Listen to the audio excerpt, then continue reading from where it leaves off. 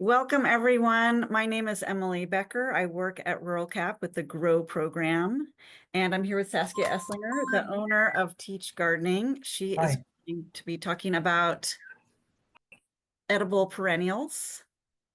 And this program is brought to you. We're a cooperation between Tribes Extension and Tribes Extension's mission. They're the cooperative extension for tribes, helping to improve food security in Alaska.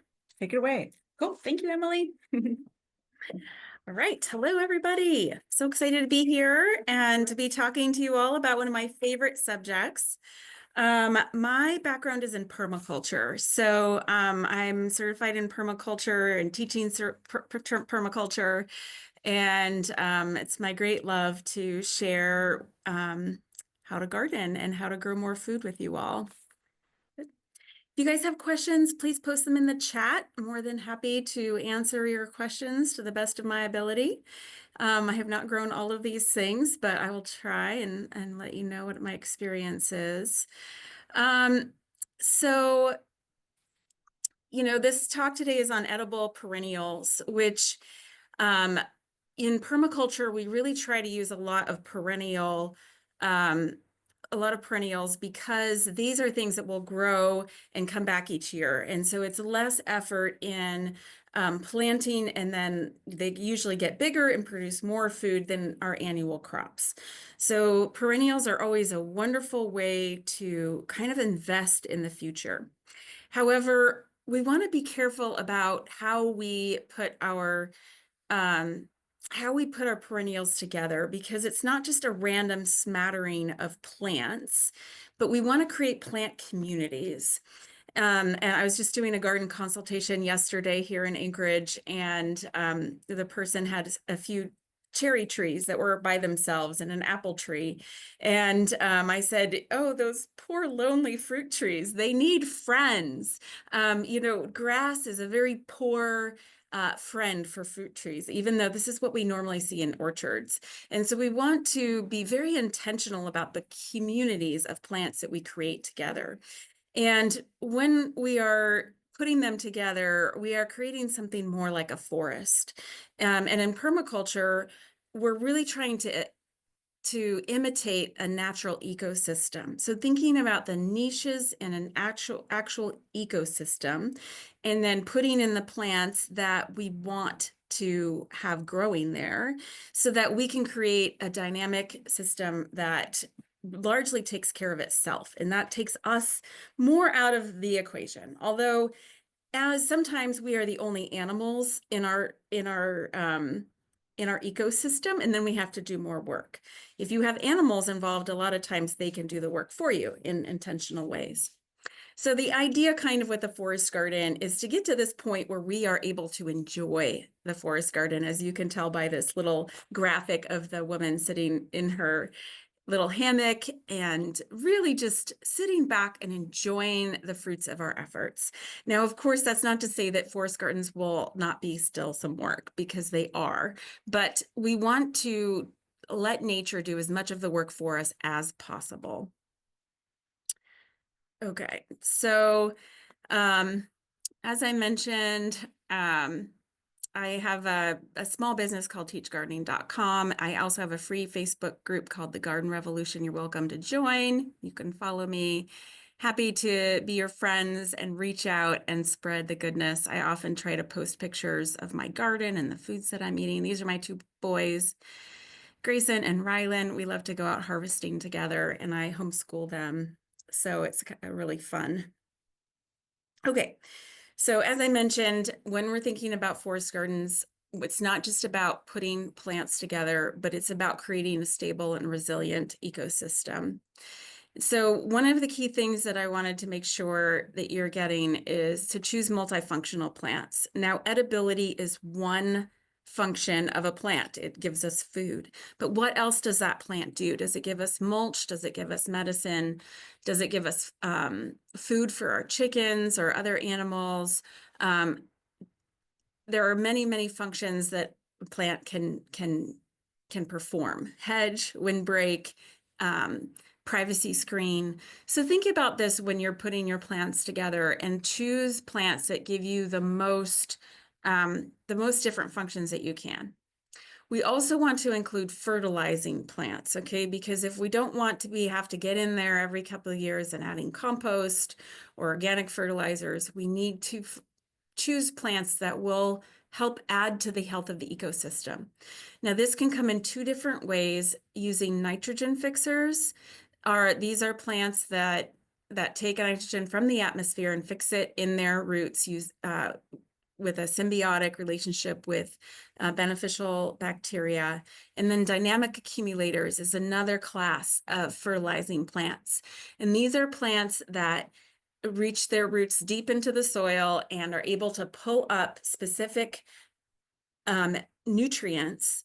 And then when these plants die back, or if you chop and drop them in your forest system, then they release those nutrients into the soil. And you can actually get lists of dynamic accumulators on the internet, and you can choose plants that will pull up the specific nutrients that you need in your forest garden system, so that you're not having to import anything. Okay. So another thing to think about when we're thinking about designing our system and putting it together is you choosing at least 3 layers. And in an annual garden, we just have 1 layer. But in a forest garden, and when we're thinking about perennials, we want to think about the 3D aspect of our space. So that an apple tree, it has a canopy, but there's also space underneath the canopy to plant other things that will be friends with that apple tree. So in a forest garden, there are up to 9 layers, depending on how you look at it. There's the canopy layer, that's the tallest trees in our system. There's the subcanopy layer. There's the large shrub, or the smaller shrub layer. Then there's the herbaceous layer, and a lot of us think about herbs as like things that we use in our cooking, but herbs are actually just plants that grow up and then die back to their roots each year. And then there's the ground cover layer. These are things that tend to be crawl across the ground, are low growing, and many of them have like woody structures that don't die back all the way to the ground in the winter time. Then we have the underground layer. These are things that produce tubers that their main thing is underground. And then the vertical or climber layer, these are our vines. An aquatic or wetland layer, some people talk about that. Depending on your site, you might have some wetland. And then a fungal layer. So what kind of mushrooms do you want to maybe grow? So we're going to go through these plants. I organized them in this by where they fall in these categories. Some of them could be in a couple different categories. So I just did the best I could to put them where I thought they should go.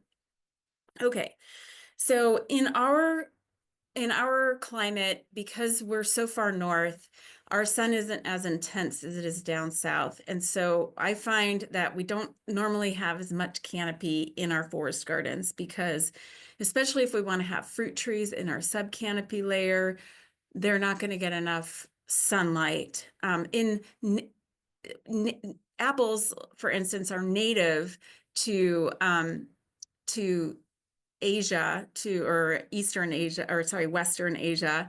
And where they're native to is much further south in latitude than we are. And they are a subcanopy tree. But where we're at, if we put them underneath other things, then they're not going to get enough sunlight. So while it's okay to have some canopy layers, sometimes you might not have a canopy layer in your forest garden.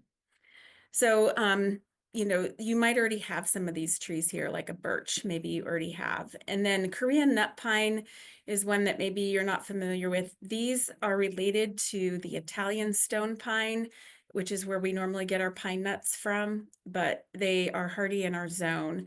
They do grow very huge, and you probably won't be growing much underneath them because they do provide a lot of shade. But if you're interested in growing nuts, that could be a really fun one to try, and if you have space.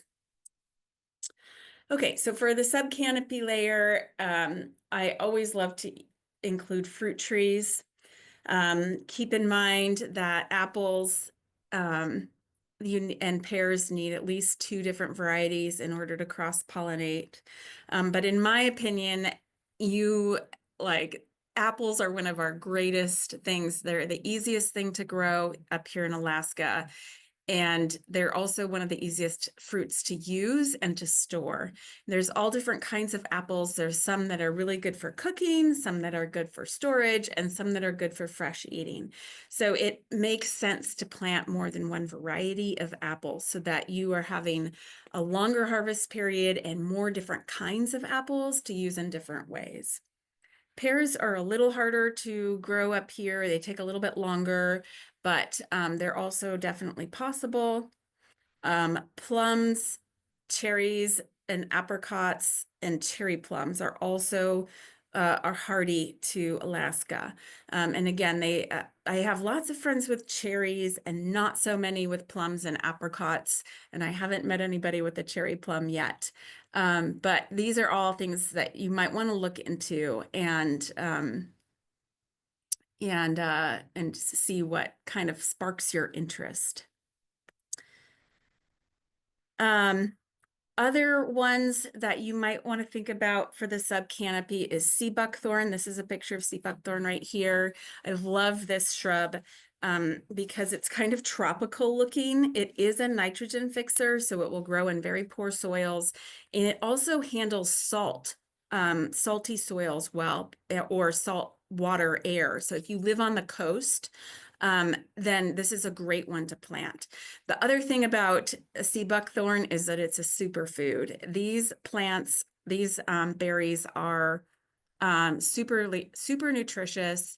They're really high in antioxidants, and they're good for skincare as well as eating. So they're really, really awesome. You do need a male and a female for these. They come in, the plants are either male or female, so you'll need at least 1 male for every 5 females that you have. They're really great for a shrub. They grow about 15 feet tall, so it's could make a really great windbreak as well. Siberian pea Oh, shrub. sorry, Saskia, I'll That's okay. interrupt you for a second. At some point, will you talk about your favorite nurseries or where you source this stuff? Yes, Okay, yeah, have that great. at the end. Thanks. Siberian pea shrub is another one that's pretty common in landscaping around Anchorage. Actually, I've noticed you can kind of cut it down to whatever like shape you want. But it's also nitrogen fixing, so it can go in poor soils. And it does have edible pods that aren't really necessarily that palatable for humans, but they're 20% protein, which is perfect for chickens. So, and you can eat them. I've just haven't heard too much like, oh, these are delicious, but they are edible. They are a protein. So again, that might be a fun one to try. Alder is not necessarily edible, but it is nitrogen fixing, and it's a great mulch plant, and it's something that a lot of us have already. Elderberry, there's the native elderberry, the red ones. Then there's also the black European elderberries, which are more medicinal. Both of they're all edible, but with our native, with our elderberries, you definitely want to take the seeds out. And then the black elderberries are a little harder to grow here. I've heard that they don't seem to thrive quite as well as our red ones, unfortunately, but it is possible to grow them.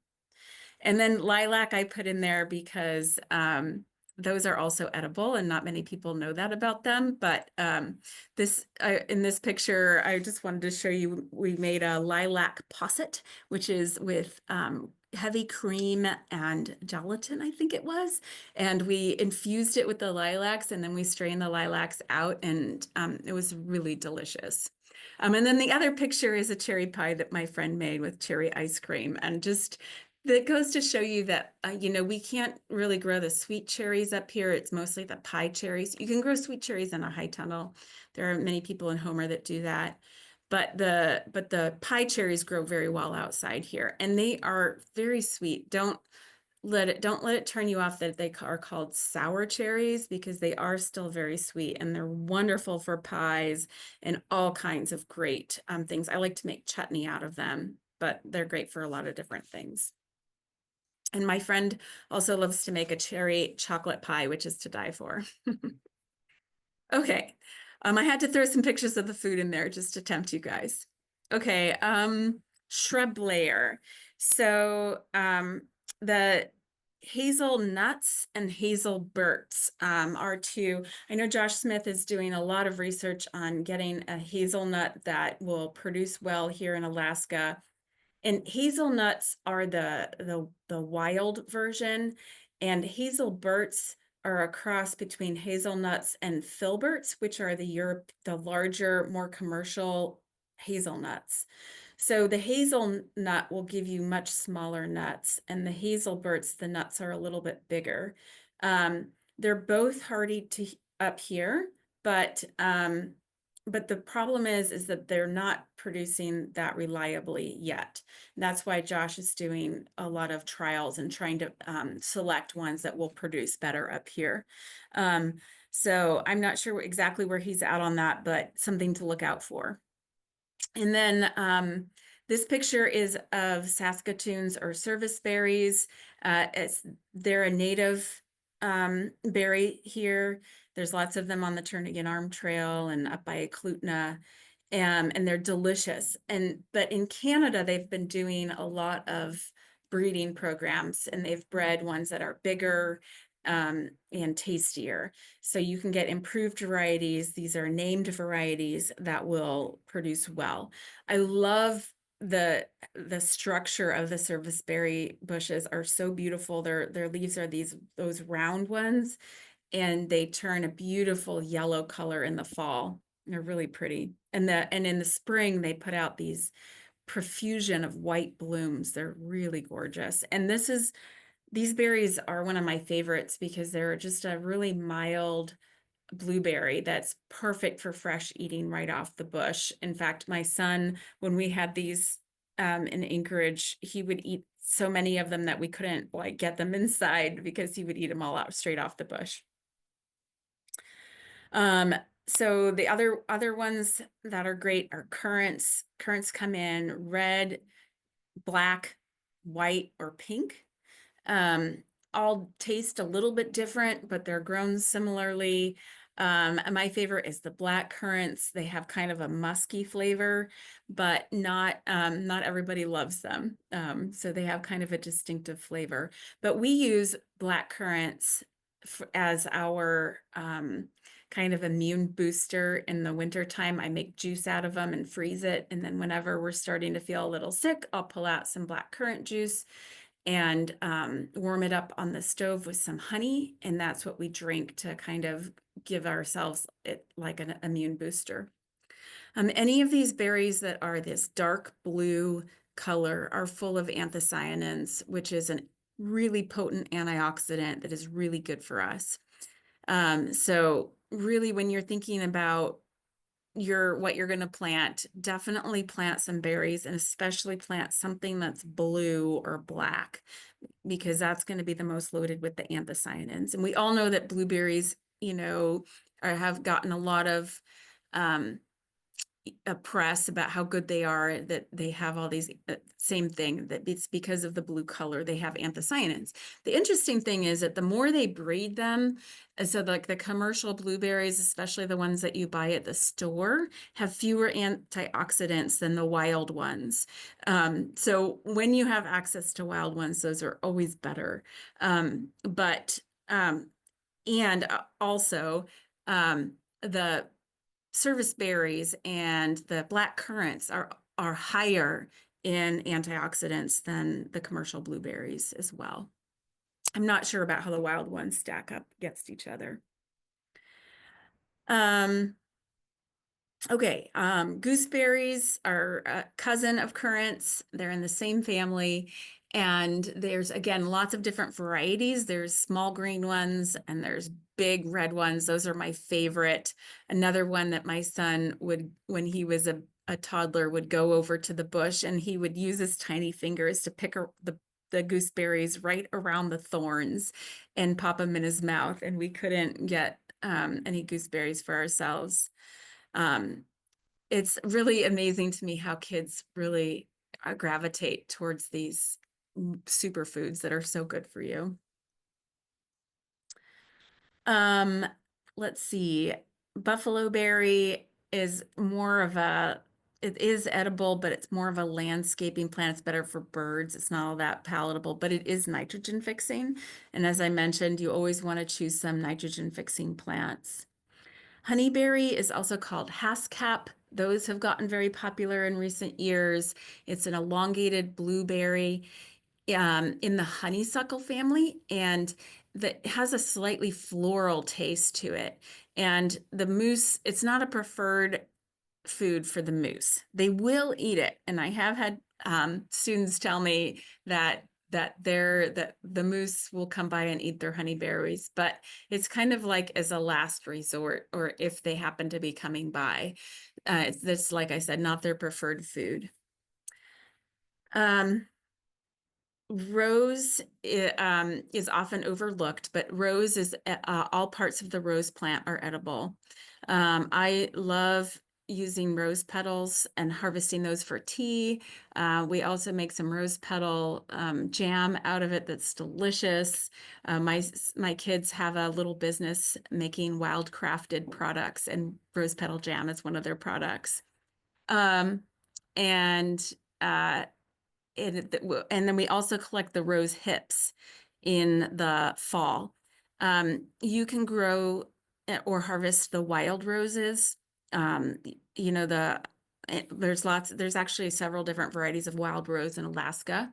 Or you can get something like the Rosa rugosa, which has bigger petals and bigger hips. Rosa rugosa is kind of the standard rose. And then there are also more ornamental roses. But if you're going for food, I would go for either the wild rose or the Rosa rugosa.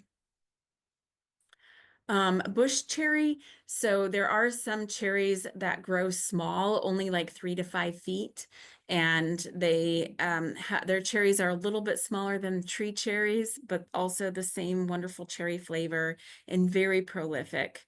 We had a few of these at the William Street Farmhouse, and they put out just an incredible amount of cherries in just a few years after we planted them. Aronia is one that I haven't tried yet, but I have some friends here in Anchorage that grow it, and they love it, especially for winemaking. I was reading that the berries can be a little bit bitter, but if you cook them, then they're not as bitter, and then you might need to add some sugar to them.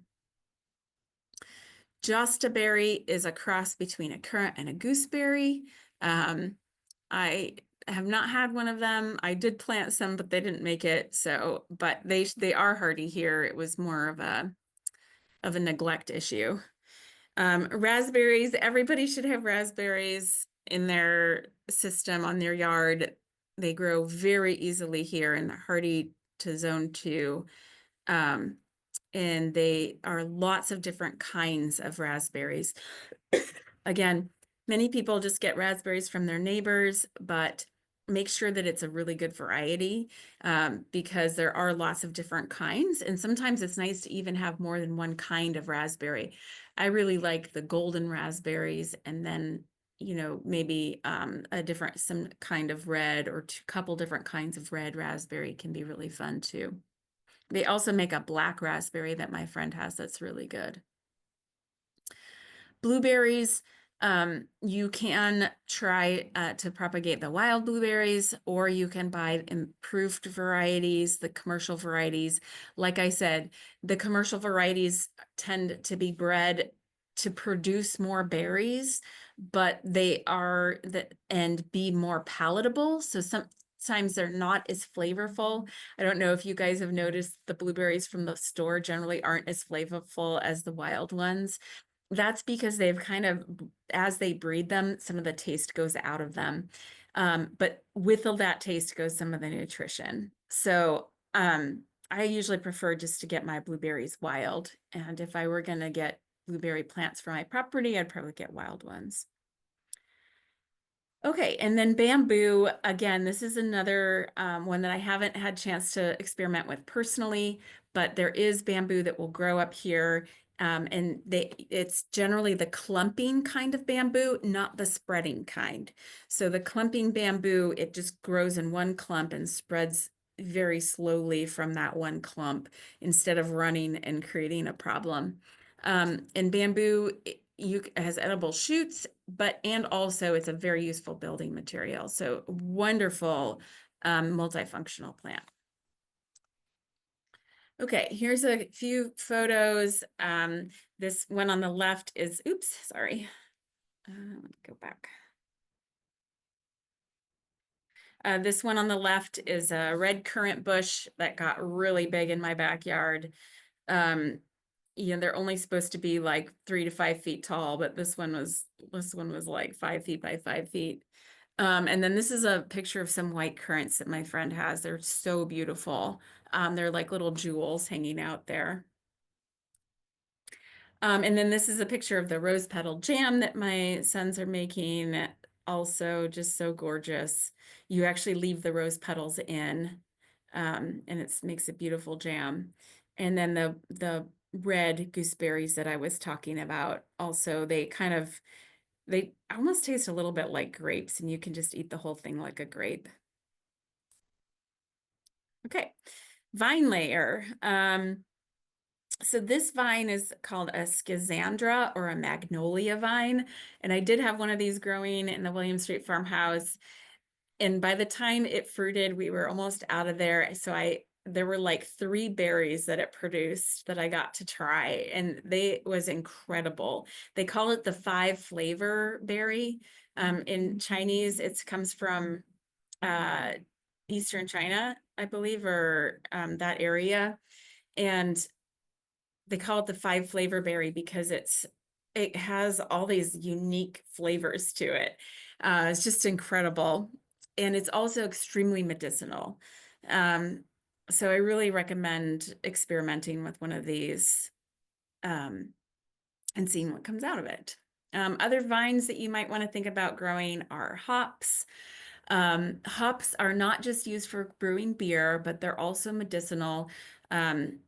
I was having trouble with anxiety and sleeping at one point, and my friend gave me a jar of dried hops, and I would just, whenever I was having trouble sleeping, I would chew on a hop and then I would fall asleep. It was really great.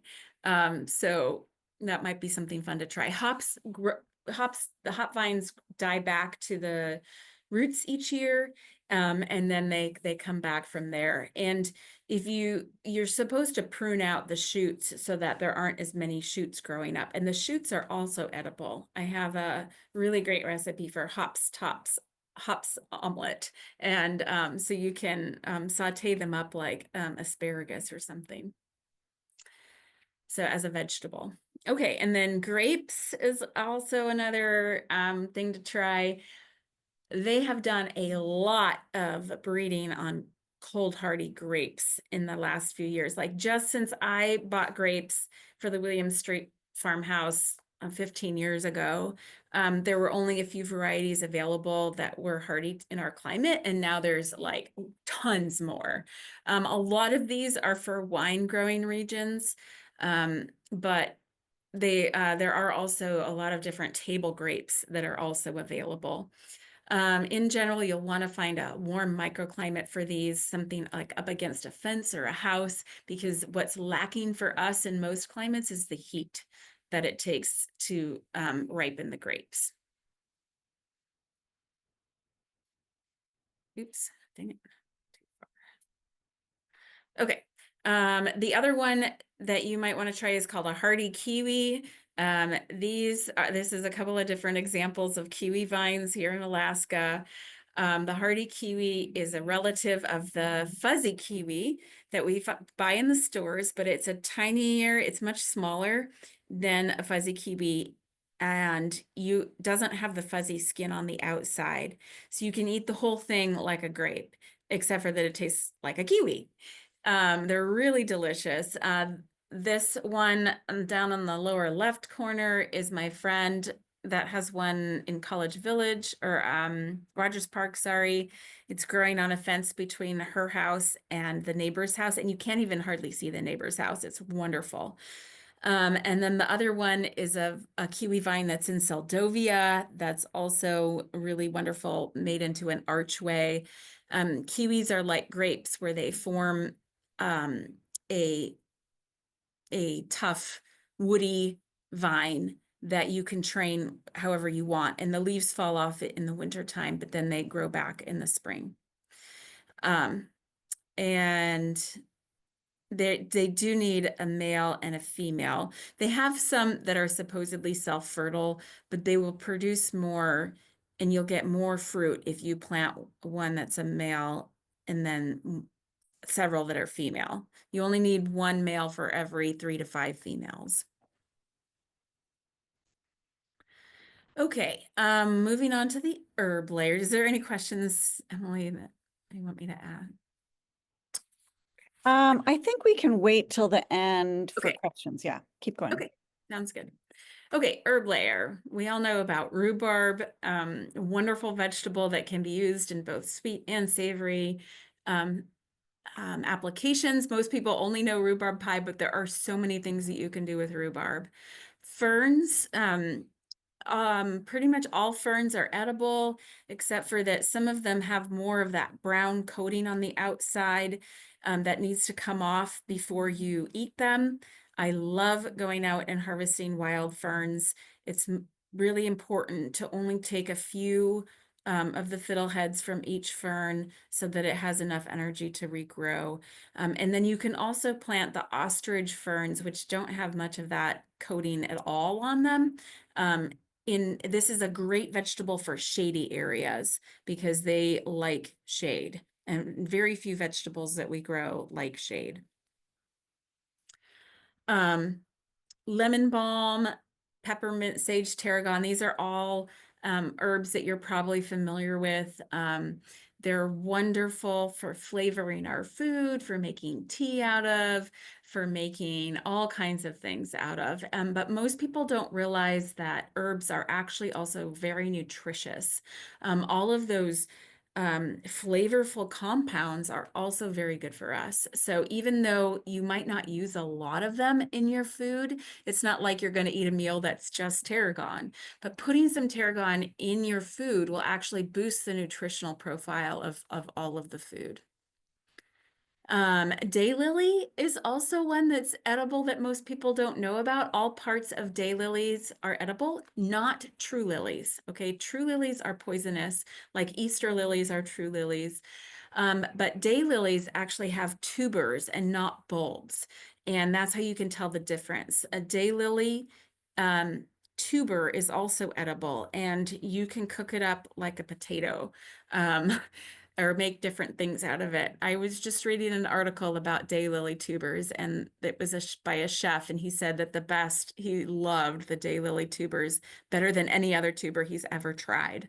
But you can also use the buds or the flowers or the stems. Lavender is always good. Oh, the one that I wanted to tell you about here is walking onion. This is also sometimes called Egyptian walking onion. And this is a really funny allium plant that it grows up and then it creates this what looks like a flower stalk, but it's actually, you can see in this picture, it's basically like little tiny onion bulbils all grouped together. And what happens is that gets really heavy, and then it falls down and it onto the ground, and it kind of like bows over and it plants itself in the soil next to the mother bulb. And then as winter comes, it starts to grow roots down into the soil, and then the next year it comes back and grows, and that's how it walks. It's really cool. You can also take the onions and separate it and plant them out where you want, although I've found that just letting it do its thing is actually the most effective. And the cool thing about this is that they're perennial. They come back every year, and every spring I have onions to use right away that I don't even have to plant. And I can use them throughout the summer. They don't produce big bulbs, so they're not the greatest for winter use, but all summer long, while I'm waiting for my bulbing onions to get big, I use my walking onions. Okay, and then the last one on this list is the dandelion. Now, I know you guys have seen lots of information about how useful dandelions are, but I just want to reiterate that because they have been so looked down upon for so long, but they are actually a wonderful vegetable that we so often, nature is giving us as gift of a very nutritious and healthful plant, and we just walk on it and overlook it. And I wanted to show you guys this picture of this dandelion cake that I made for my friend's birthday. It's a dandelion, get it? And this is a picture of my son making dandelion syrup for his business. But we roast and drink the roots as a coffee substitute, makes a delicious winter drink. I also just, a lot of times when I'm in my garden and there's a dandelion that I want out of that spot, I will just use that root in whatever I'm cooking that night. And it's a little bit bitter, and so you don't want to necessarily use a lot of it, but you don't notice it if you put it in a soup with a bunch of other stuff. So that's really cool, like just way to eat a little bit at a time. Also, the young leaves are delicious. The younger they are, the less bitter they are. Once they get bigger and tougher, they're more bitter. You can cook them, and that will reduce the bitterness. Always use lots of good, healthy fat with your vegetables when you're cooking them, but especially dandelions, it will take that bitterness out. Oh, and this is a picture of my strawberry rhubarb salsa that I love to make. There's like a very short window of time in the summertime when we have both rhubarb and strawberries. I always try to whip up a batch of this salsa, but this is a great example of something that you can make with your rhubarb that's savory. And you just put in cilantro and lime and whatever else you want with the strawberry and rhubarb, cut it up real fine. Sometimes I'll use green onions in there, and that's really good. And you make yourself a salsa. Okay. Another one that's really great, miner's lettuce or Claytonia. This is also a native plant that we have here, and you can buy seeds for it. And it's a delicious spring green. It's usually one of the first greens that are up. It's very cold hardy, and it's a perennial. It'll come back year after year, and it will self-seed itself in your garden. So I planted some Claytonia in a front bed a couple of years back, and now I have the gift of Claytonia every year, and it's really delicious. Nettles is another gift that I have on my property from nature, and love it, love it, love it. Highly nutritious. I spend hours in the springtime harvesting nettles and processing, drying them, or I make pesto out of them for the winter time. But I mostly dry them because I like to make nettle tea throughout the winter time or nettle infusion. And then I will put them in just about every meal I cook in the springtime has fresh nettles added to it. Oh, making a soup, add some nettles, whatever you want. And it's like, it is completely nature's gift, because after a long winter of, eating storage vegetables and whatnot, your body is craving this really rich, vitamin-rich food. The other one on this page is the broadleaf plantain. This is not native. It's called white man's footprint because the settlers brought it over from Europe, and because it was a really important food crop for them. And wherever they went, they would spread the seeds of broadleaf plantain in the environment. Not on purpose necessarily, but that's just how it worked. But this is another extremely nutritious green that is delicious, especially when it's young. And it has a mild taste to it. And you can cook it or eat it fresh. And it's also a wonderful medicinal. If you get a bite, if you just take a piece of plantain and chew it up in your mouth and rub it on it, then it will go away. I've used this at the playground for my kids and many other kids multiple times, and it's always works. Red veined sorrel is another great perennial. Any sorrel, actually. Usually sorrels are hardy to zone 2. I've got some green sorrel in my mom's garden that comes back every year, but this red leaf sorrel is actually really beautiful, and works well in salads, or you can cook it, make it into a soup or something. Good King Henry is another traditional grain that comes from Great Britain, and it used to be a very important food crop over there. The seeds of this, oh, and I forgot to mention the seeds of the broadleaf plantain are also edible.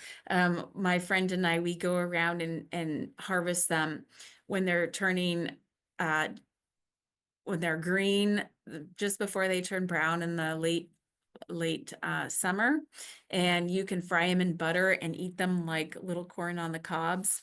And then the Good King Henry, I haven't eaten any of their seeds, actually. I used to have some plants at the William Street farmhouse, and these greens, I felt like they were a little bit more bitter than what I wanted, but I would be willing to try them again. And they are prolific self-seeders, so if you don't want to have a ton of Good King Henry around, you might want to keep the flowers cut back or use those seeds. But anything that's producing seeds that are edible is going to be good protein source for us. So if you're looking for a protein source, think about Good King Henry, broadleaf plantain, and actually nettle seeds. I've started to harvest my nettle seeds last year, and they are really delicious. And they actually have in them a little stimulant. I'm blanking on what that stimulant is called, but it is you want to eat them in the morning because they'll give you a little upper. So I've been putting them in my granola, so that I'm like, okay, this is like a really good place to put them. So another fun thing to try. Oops. Oops. Oops. No. Ah. Ah. Try hitting escape, maybe. Just Okay. Oops. Get back to slideshow. There we go. Okay. keeping me on your toes. I know, totally. A different computer. Okay, asparagus is something that a lot of people don't know that can grow up here. But asparagus is hardy to zone 3. Sometimes you can find some asparagus that's hardy to zone 2. Again, it likes a little more heat than what we have, so try to find a warm microclimate for it. This is what asparagus looks like when it's grown up. What we see of asparagus that we buy in the store is the young shoots as they're just coming out of the ground. So it does take about at least 3 to 5 years to get asparagus going. And then you can start harvesting some of the young shoots. And then you want to let some of it grow up tall like this, in order to send energy back into the plant so it can overwinter. But this is some asparagus that my neighbors grow in their high tunnel in Homer. And I just wanted to show it to you guys because it's really amazing and it's so beautiful, that purple asparagus. It comes in purple, and you can also go grow green, the traditional green kind. And then the other vegetable there is sea kale.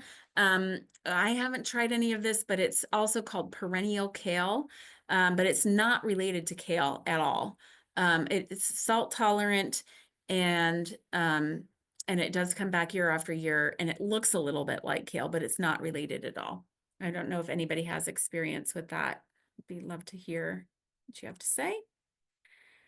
Rhodiola is a fantastic medicinal, but it's also edible. A lot of people don't know that you can eat the leaves of rhodiola. It's a wonderful support for us. I make tea out of it. Cut up the root and dry it and then make tea. And it's also another stimulant that's a great alternative to coffee. Chives we all know and love chives. This is a great, very easy onion substitute to grow in Alaska. Sometimes it can be hard to grow bulbing onions, but chives will always grow. There's onion chives and there's also garlic chives, which are white. So the regular chives are these purple ones and garlic chives are white. So you might want to have some of both in your garden. I knew one woman from Soldotna, she told me that she just grows chives in her garden and she cuts them off several times in a summer, and she'll chop them up and freeze them and then use them as onions throughout the winter time. Okay, lovage, that's a terrible picture. It's all blurry. Sorry about that. But I just wanted to show you how tall lovage gets. Lovage is a relative of celery, and it's a wonderfully flavorful plant to use in soups and stews. And they make this condiment in Europe called Maggie, Maggie, and that's actually made from fermented lovage. I just love that. It's this really unusual plant, and they've turned it into this mega industry in Europe. You can get it here too, but it's mostly popular in Europe. So that I use the leaves and the stems, usually the smaller growth. This is another plant that I actually like to keep from going to seed in my garden because it will self-seed prolifically. So I cut it down before it gets to the flower stage. Okay, comfrey. This is not necessarily an edible plant. You can make tea out of it, but they caution you against using too much tea or drinking too much of it because it does have something that could be slightly toxic for you in it. But it's such a great multifunctional plant that I wanted to include it. And comfrey is my favorite mulch plant. So I do what's called chop and drop, where I chop it down or cut it down and lay it around other plants as mulch because it's a dynamic accumulator, and it will, as it breaks down, it feeds the soil. If you do let it go up to flower, it's wonderful pollinator plant. And there are two different kinds of comfrey. There's one that is sterile, and there's one that will seed itself. And I really recommend you get the sterile one because, again, you don't want to have a comfrey problem in your garden. Yeah, so get the sterile kind. Okay, ground cover. So yarrow is a wonderful native that makes a wonderful ground cover. I have lots of yarrow in my lawn, and it's very soft and wonderful. Lady's mantle is another medicinal. Strawberry, I love as a ground cover around my fruit trees and whatnot. I feel like you can't get too many strawberries. Lemon balm. Clover is a nitrogen fixer, and it's actually also edible. I love to make a red clover tea, and so I will harvest lots of red clover and dry it for the winter time. Arctic raspberry, that's the picture here in the upper right corner. It's another native for us, and it produces these little red berries. Lingonberry, our low bush cranberry, another favorite, of course, of us, and one that you may have growing wild on your property. And then thyme. There's lots of different kinds of thyme, and that's kind of fun to experiment with. Here's a picture of some native cranberries. I'm sure you all know what they look like. Okay, underground layer. Jerusalem artichokes. This is a really fun one. Jerusalem artichokes are not related to artichokes. They're actually in the sunflower family, but they produce these little tubers underneath the soil that are high in inulin, which is really great for diabetics, but also really healthy for a prebiotic for our systems. So really good for us to eat. They do store pretty well, and they are very tasty to put in soups and stews, or you can mash them up with your mashed potatoes, stuff like that. Horseradish is a one that can kind of take over your garden a little bit. Be very careful about horseradish. I don't know. I feel like that's something that you can only eat so much horseradish. So put it in an area where you can kind of control it. Tulips and daylilies. I already talked about daylilies, and tulips is just, oh, I put that on there because tulips bulbs are edible. And I know that I heard stories about in World War II in the Netherlands, how they were eating tulip bulbs to survive there. So I don't know that they're that great, but hey, they're edible. Okay, onto the fungal layer. I'm trying to leave time for questions, you guys. This is a whole nother thing, you know, we're kind of moving out of plants into the fungus, but there are some varieties that we can grow right in our gardens. And my favorite one of those is the King Stropharia, also called garden giant or wine cap. These grow really wonderfully just in your garden or in the wood chips. They like damp and moist and a little bit shady. So I was growing them on the north side of a fence on my property, and they grew really well there.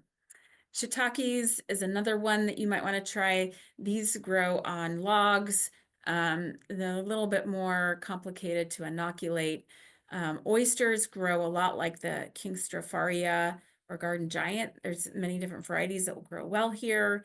And then chicken of the woods, I don't know about propagating this one, but it's one that my friend has growing in her garden just by accident, and is always delicious.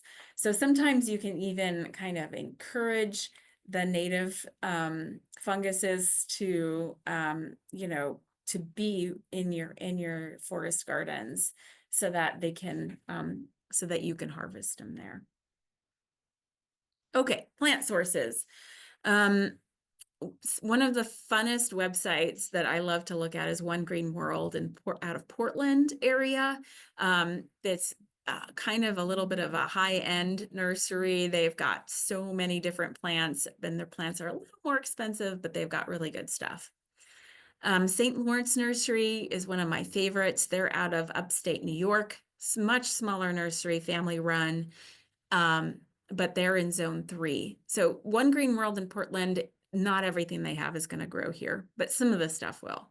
They have, in fact, One Green World has the best selection of hardy kiwis that I've seen, and a lot of other stuff too. But keep in mind that not everything will grow up here. But St. Lawrence Nursery is in zone 3 in upstate New York, so more of their things will work for us.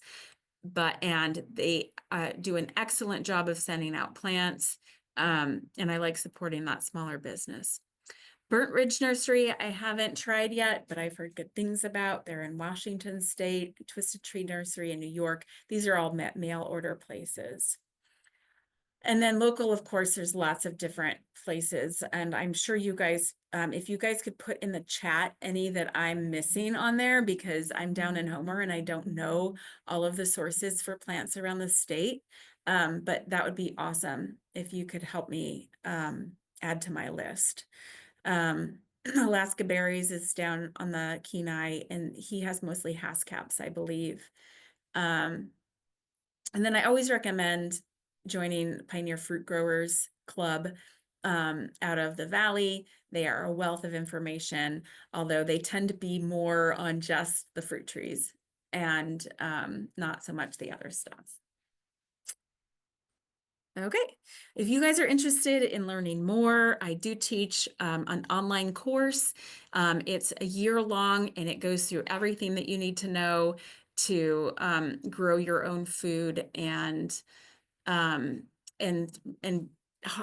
preserve it and really thrive. And a lot of this stuff that I'm sharing, you know, I can't get it all to you guys in 1 hour. It takes a year to get all the information across and for you to have time to integrate it. So it's a really wonderful, we just have classes on Saturday mornings at 9 a.m. or Mondays at noon, and you can come to either one, whatever works for you that week. And there's lots of time to answer questions and for me to help you individually. And then there's also written and video content on my website that you can use. So no matter how you like to learn, there's a way for you to learn it. And most of my students are in Alaska. Like I'm a lifelong Alaskan.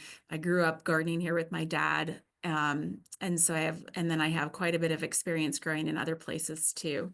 but mostly Alaska. So if you want to find out more, you can go to teachgardening.com, and then Emily is going to post also a flyer in the chat. If you want to download that, please share it with your friends, anybody that you think might be interested in growing food. And all of the information that I'm putting out there is regenerative organic gardening, permaculture gardening. It's all permaculture influenced.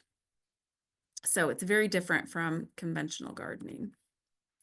Thanks, Okay. Saskia. I put Saskia's flyer in the chat. And also I was going to mention Saskia was my permaculture mentor when I got my certificate. So highly recommended as a teacher, really wonderful. So there were a bunch of questions here. And Geraldine, let's start with your question. So she was saying, do any of the berry bushes tolerate shade? So yes, some of them will tolerate some shade. So like most berry bushes, you know, like currants and gooseberries, they're all understory. That's what they are originally designed for, is to grow in a forest. But they need some sun, because anything that is producing a fruit or a berry needs sun to ripen that.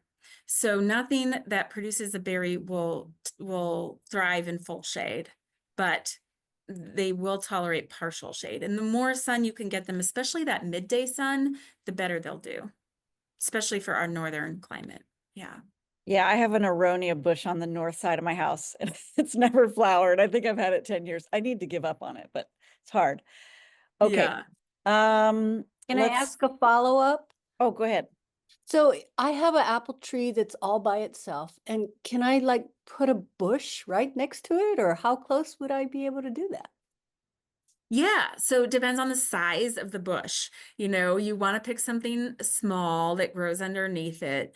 But yeah, you could put a currant bush or a gooseberry bush underneath your apple tree, just, you know, a foot or two away from it.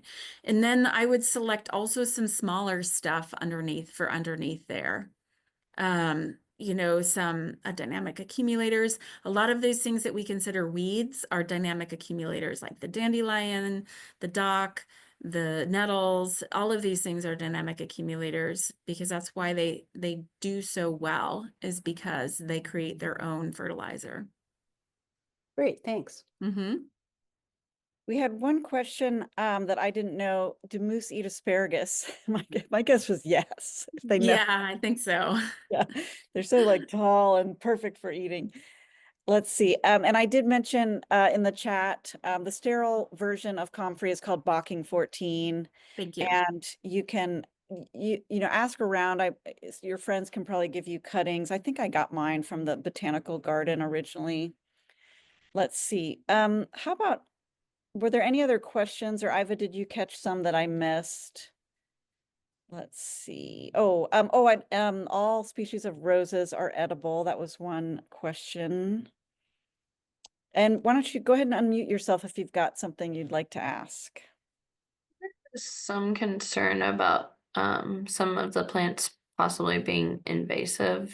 Oh yeah, Like pea shrub and alder. Someone was saying alder is invasive in the Aleutians. Oh, interesting. Okay. I didn't know that.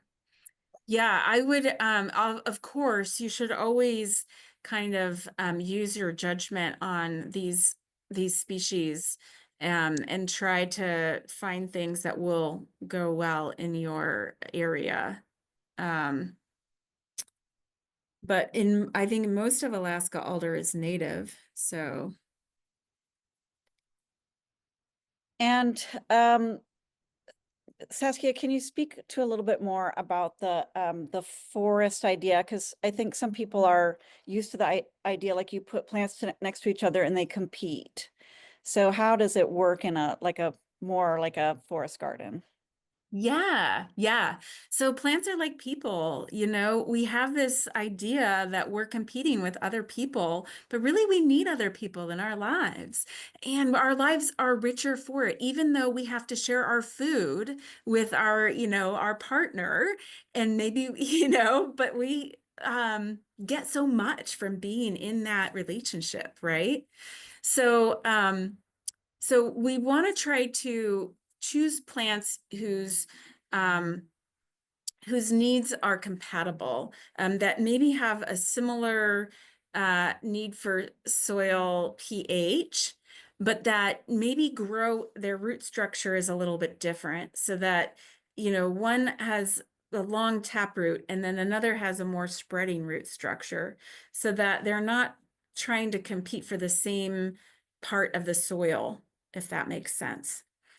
And we want to try to choose as much diversity as possible, because that will ensure that that that everything has different needs.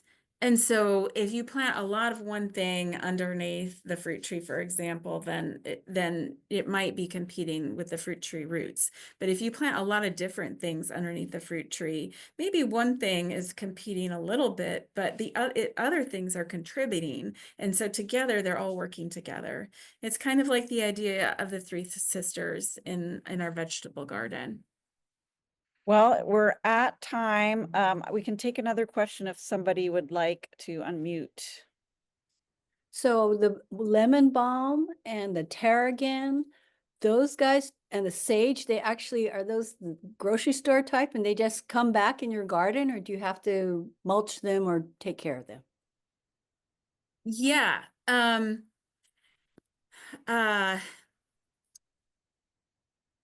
Most, it depends. So, you know, sometimes sage will come back and sometimes it won't. But in general, yes, if you let the plant grow and then you mulch it, and it will stay over winter. So I generally, for some of these things, I just leave everything in my garden and then I see what comes back the next year. I don't take it out. Yeah.